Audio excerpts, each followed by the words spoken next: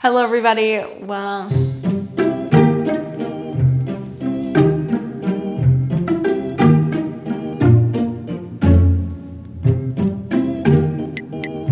hello everybody, welcome back to my channel. My name is Becca, and on this channel we talk about all the houseplant things. We are learning together, we are doing together, and we are laughing together, which we often do in my houseplant Reddit review series. This is episode 3, so if you like this video, don't worry, there are 2 others. I will have them linked down below for you to enjoy. In these videos, we go through some posts that I saved on Reddit that I just came across. We're gonna kick it off with a bang with a post from Houseplant Circle Jerk, which is one of my favorite houseplant subreddits because we're honestly just like making fun of ourselves and others.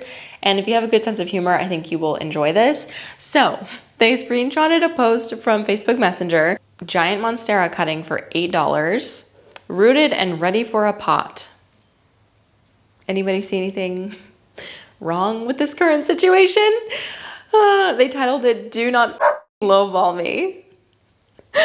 The best part of Reddit is the comments, like every single time. So let's just get to that first. OMG, yellow variants are my favorite. Yes, they are stunning and so rare. It takes very special conditions to grow them that are almost never experienced in the wild. The way they are lovingly cupping that yellow leaf to make sure it's being displayed in all its glory is priceless. Lovingly cupping is how I want to touch all of my plants at all times. Rare Monstera, golden delicious variegation, such a bargain. I hope that this person knows that that leaf is dying and should just be cut off. That's absolutely wild to try to sell that. Next up, we have another one from Houseplant Circle Jerk. Houseplant Circle Jerk was going off this week, and I don't know if it's because I'm interacting with the posts more, but I'm seeing them so much more and it's amazing. So this one, they posted a screenshot from a Facebook group. Why the f did my cactus explode? Have had this guy for 7.5 years. Rarely water it, and definitely haven't in quite some time. Growth has been slow but steady over the years. Was sitting in the other room when I heard a thud and it was the cactus hitting the floor. Why would this happen? Okay. There are juices in this photo that I have never seen a cactus make. It was rotted, number one. So are you sure you were rarely watering it? I don't know about that, but there are juices. I love the paper towel to grab the cacti. That's awesome. But yeah, it literally just rotted off of the base. I don't know where this is in their home, but this doesn't look like, to me, like a spot that's getting a ton of light. So like watering a cacti and also giving it no light is just a breeding ground for rot. When I bring my cacti inside and they're not getting very much light, I'm not watering them at all because I just don't want them to be absorbing anything. I don't want them to be sitting in water, because if the plant is not growing and like using the water, it's just going to sit there, or / it's going to evaporate as water does in any situation. But typically the water is being sucked up by the plant before it really has time to evaporate in a big way, at least. So anyway, let's see what the comments say. New, just in, exploding cacti with the wettest, never watered soil ever. Also, yeah, the soil, I forgot to mention, the soil doesn't look like it's very conducive for cacti. I only water it once a day. I swear it's been since yesterday I watered it last. I love playing devil's advocate, but my guy, if you aren't the one watering the cactus, you need to hire an exorcist. Sleepwalking, but instead of walking, they're just pissing on the cactus. Growing up, one of my friend's brothers used to do this, but not always to cacti. He once watered the radiator and it made her whole house smell like piss. Memory unlocked. That's horrifying. Sleepwalking is so scary to me because, yeah, you can just do like random weird things, and because you just don't have control. This was an assassination attempt by the cactus. Juicy. Now they can put it in smoothies as kiwi substitute. Genuinely curious how this would taste. I'm sure that would taste horrible. Okay. This. I saw saw this photo and I was like, oh, the comments are going to pop off because what is this? Should I repot my pathos? I got it 2 weeks ago and haven't done much to it other than sit it in indirect light and maybe water it once. Okay, to answer their question, I don't think it necessarily needs to be repotted. However, if they just got it from the nursery and like that's what it looks like out of the nursery pot, which is kind of, so yeah, I guess you should repot it. Sure. I mean, it's not super root bound, but it definitely is getting there. So this looks like it maybe came out of a 4-inch pot. Throw it in a 6-inch pot, spread out the roots a little bit, and it'll be super happy. The comments. Did the plant give you its lunch money? Please. You right now. To be honest, it looks happy and fine. I just leave it till it tells you it's unhappy. The thing about Reddit is like people, like if the photo is funny and the person doesn't know that, like this is clearly like objectively a really goofy photo. OP did not think that when they took it. They were just like, hey, help me with my plant. And then it's kind of sad when someone does that and then none of the comments are helpful. But like it's fun for us, but we're all kind of like laughing and then they're just kind of like, can someone answer my question? Please. Strangle it like it owes you money. Release him. I mean, you should put it back in a pot and not hold it up like that. Okay, anyway, then the rest of the comments are like actually helpful. People are arguing about what indirect light is. Okay, that feels like a lot to get into right now if we just had so much fun laughing. Just stumbled on this article that said houseplants shouldn't touch. What do you think? Okay, we're gonna go to the article because this is one of my like rules for my houseplants. And I stand by this one pretty heavily. And the reason that I don't want my houseplants to touch is because it quickly spreads pests. If one plant gets a pest and everybody's touching each other, it's gonna spread super fast. And it has happened to me before. Everyone knows how human touch can not only be heartwarming, but also has soothing qualities known to reduce stress. But what about when it comes to houseplants in particular? Does a gentle touch, okay, who wrote this? Does a gentle touch from a fellow house living potted flora bring positive vibes to your houseplant's world? Or can it have other effects which may even stop it from growing? What?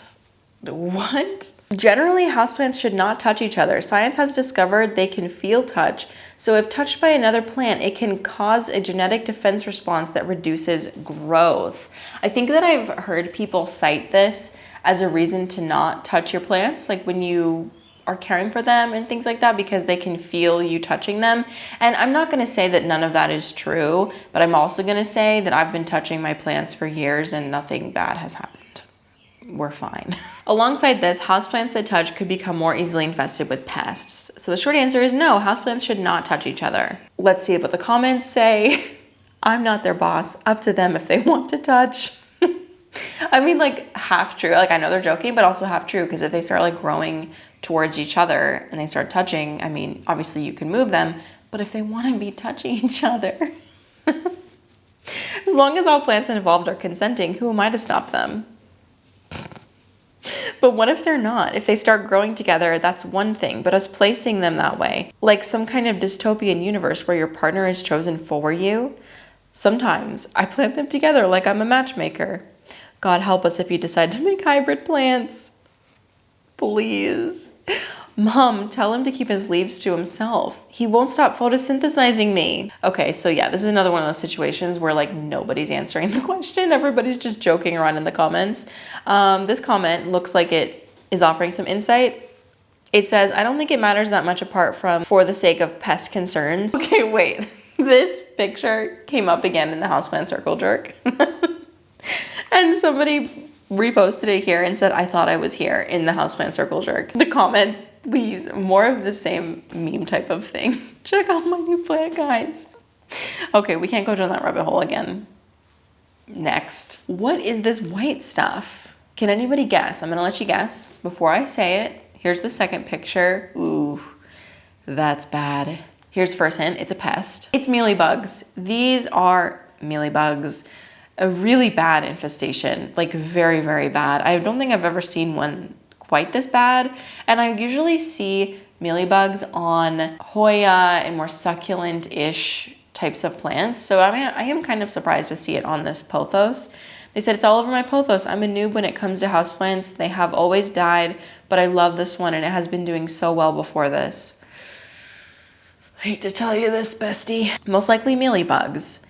Man, I have to admit, this is a bad infestation, and the problem with mealies is they can be in the soil and under the rim of the pot. I would toss that plant if you do have other plants. If not, drench the ever-living crap out of those mealies with alcohol. Oh, that's devastating to hear, but thank you. I think this is what killed my Dieffenbachia. Could I wash the crap out of it and take it out of the soil to wash the roots and replant, or should I just go full fake plastic plant lady?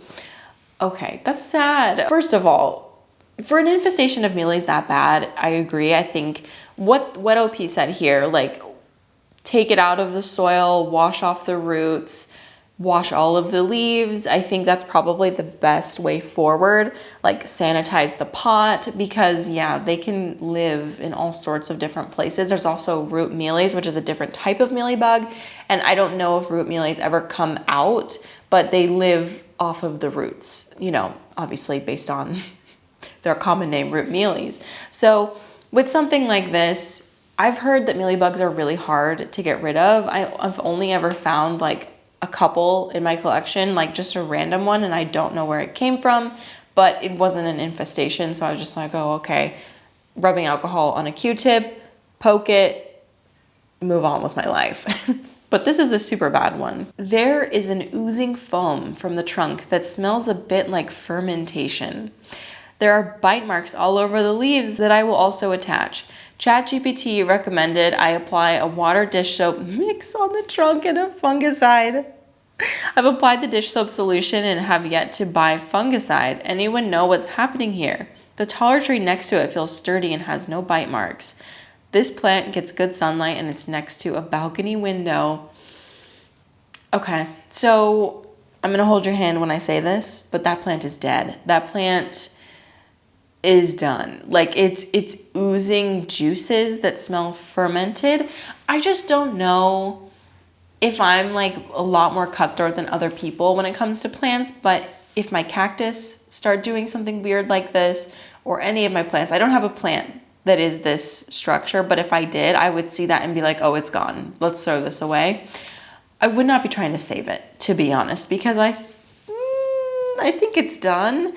And I don't know what exactly would cause this. They're seemingly thinking that the bite marks are the cause of it, but what do I think of it? Probably a cat, and a cat is not gonna cause this. First comment says, not an expert, but with that level of mushiness, I would wager it's stem rot and it's too late to save it. Maybe with an incision/drainage cut to get rid of the fluid inside. Any cats in the house that might nibble on your palm tree? I've read that cutting and propagating works pretty well for yuccas in water. Maybe that's an option to save the top growth of the stem after cutting out the rot, but maybe wait for some feedback from others first. No cats. What could have bitten this plant if not a cat? That stem is totally rotten. You can cut this top off, let it dry a bit, and then repot in a gritty soil. Yucca need as much light as possible and infrequent but thorough watering. It's a goner. The bottom part of the plant's definitely a goner. And if you can save the top, that's great, but I wouldn't expect that. Thank you guys so much for hanging out with me on this Reddit reaction, Reddit review video. These are some of my favorite videos to make because honestly, I'm just thinking about it all week, like bookmarking things to talk about. If I see something funny, I just want to share it with my friends. So thank you so much for watching and giving me the opportunity to keep doing these. Make sure that you subscribe if you haven't already. And if you want to check out the first 2 episodes in this series, I will have them linked down below. I will see you in the next one. Bye.